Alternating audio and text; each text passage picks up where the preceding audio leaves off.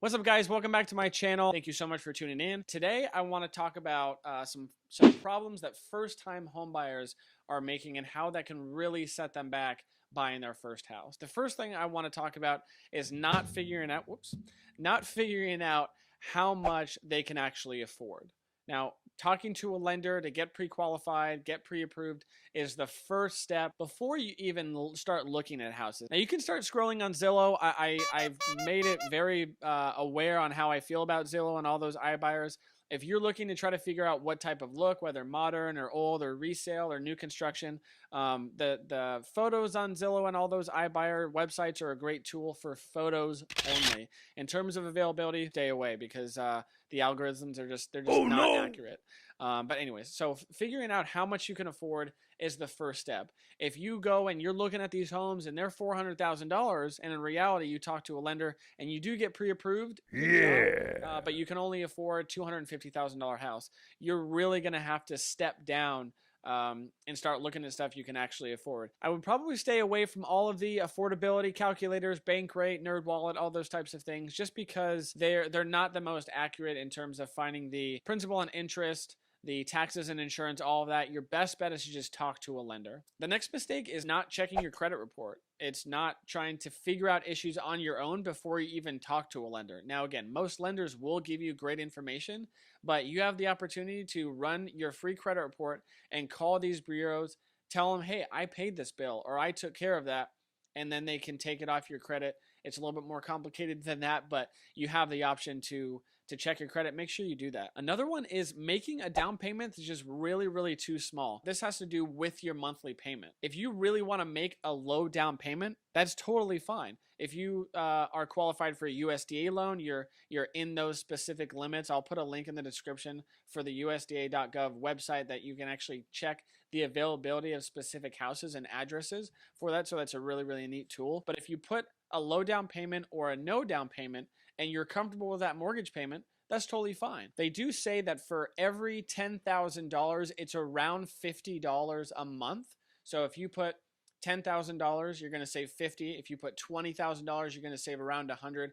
Every situation's different, so check with your lender. If you're looking to deplete your entire savings of $60,000 and that's going to put you at a good monthly payment, and instead you want to put $50,000, and you're still comfortable with that around $50 more a month, then you can take that $10,000 and put that towards any type of capital expenditures you want to update. It could be the roof, it could be new appliances, it could be the floors, it could be painting, whatever it may be. That might be something to think about. Think about how much you want to put down and how that's going to affect your monthly payment. The next mistake home buyers typically make is not looking for first-time home buyer programs. I made a recent video about this, and I say recent, I mean like a year ago. When you don't look into these first-time home buyer programs, guys, there are millions and millions of dollars set aside for first-time home buyers that nobody is tapping into, and the money is just sitting there. Now, you're not going to get more money just because it's sitting there, but you get qualified and you can use that money towards the down payment of that house. The next huge mistake that I see a lot of first-time home buyers make is emptying their savings. So they need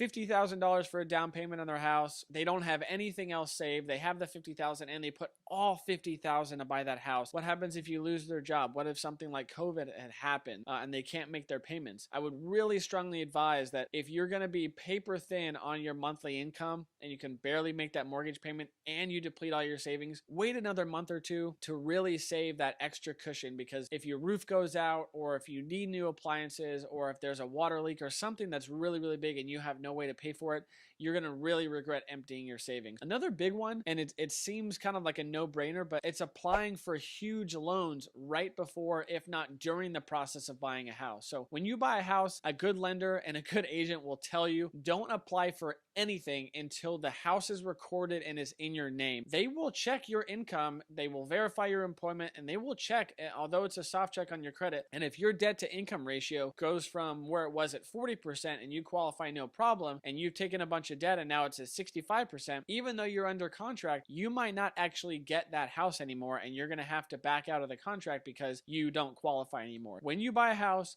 do not take out any type of loans or any type of credit hits that are going to affect it, because it might affect the fact that you actually might get that house. I want to blame HGTV for this because they put things out of context. You know, I love watching Fixer Upper. When you get estimates to repair a house, if you're buying a house and you're putting $40,000 down and you have $20,000 saved, well, the home renovations can be quite costly. $3,000 to $4,000 for paint, $3,000 to $4,000 for your floors, $3,000 to $4,000 for one or only two appliances. That could be 12 grand right there. There are a lot of costs in home ownership, so that's part of it. And then miscalculating those renovation costs. So think that, oh, if I just do it myself, it'll cost this. Well, the price of lumber has gone up. The availability of appliances has gone down. So the price has gone up because there's just so much new construction going on in the United States, especially here in the state of North Carolina. So talk to your agent, talk to a lender, really sit down and calculate the cost. Thanks so much for watching. Make sure you subscribe and hit the notification bell. I'm trying to get as much of this great info out to first-time homebuyers. Give me any questions that you have. I'd love to do the research and get the information that you want as homebuyers and sellers. But thank you so much for watching, and I'll see you next video.